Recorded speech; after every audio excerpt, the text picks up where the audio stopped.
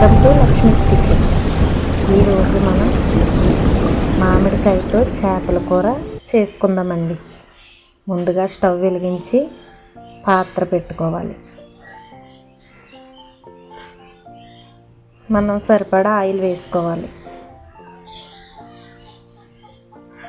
నేనైతే 4 గంటల ఆయిల్ వేసుకున్నానండి. ఆయిల్ ఎక్కువగానే ఉండాలి.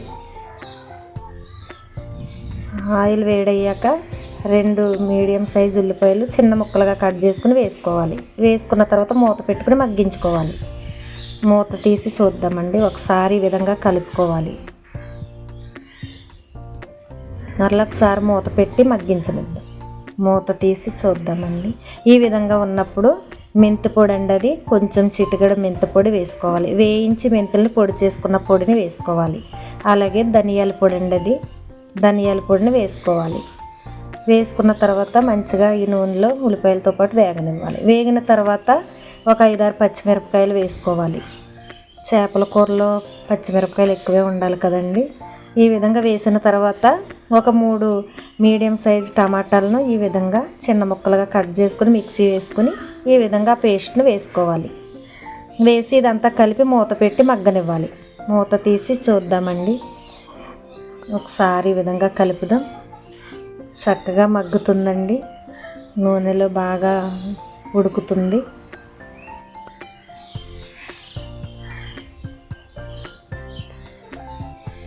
ఈ విధంగా ఉన్నప్పుడు కొద్దిగా పసుపు వేసుకోవాలి.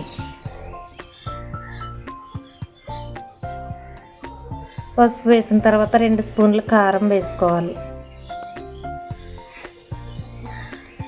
కారం సరిపడా అయితే వేసుకోవాలండి. కారం బాగానే పడుతుంది చేపల కూరకి. రుచికి సరిపడా ఉప్పు వేసుకోవాలి.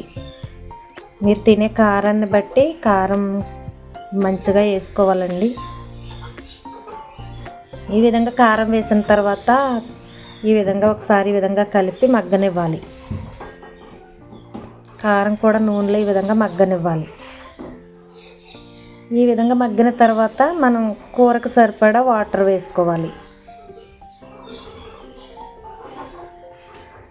మనం చింతపండు పులుపు వేస్తాం కాబట్టి చూసుకుని వేసుకోవాలండి. నాకైతే ఈ వాటర్ సరిపోతాయి. ఇవి వేసిన తర్వాత మనం మెయిన్ మామిడికాయ ముక్కలు కదండి. ఇప్పుడు మామిడికాయ చెక్కుని ఈ విధంగా కట్ చేసుకుని ముక్కలను వేసుకోవాలి.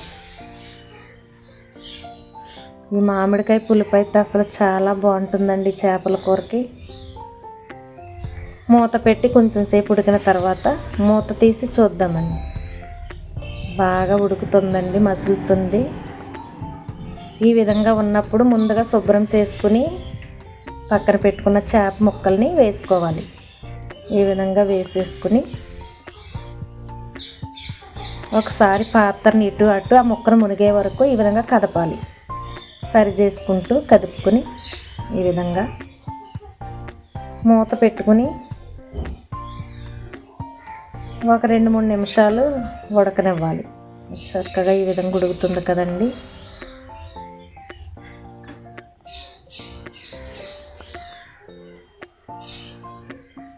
ఈ విధంగా ఉన్నప్పుడు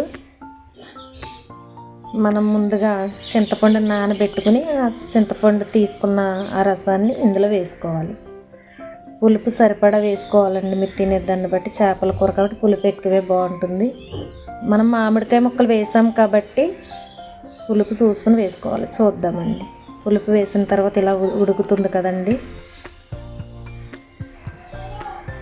ఈ విధంగా ఉన్నప్పుడు మనం ముందుగా జీలకర్ర వెల్లుల్లిపాయ నూరుకుని పక్కన పెట్టుకున్నానండి. ఇది వేసుకోవాలి. లాస్ట్లో ఈ విధంగా మనం వేసుకుని చక్కగా ఇంత ఉడికేదాకా మనం ఉడకనివ్వాలి.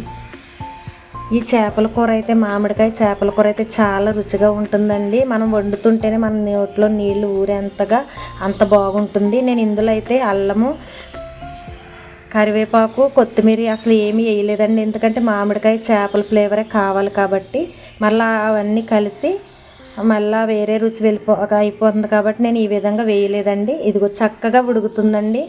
చక్కగా దగ్గర అయిపోయింది. పులుసు ముక్క, ఆ మామిడికాయ ముక్క చేప ముక్క పెట్టుకుని మనం తింటే పులుసులో చాలా బాగుంటుందండి.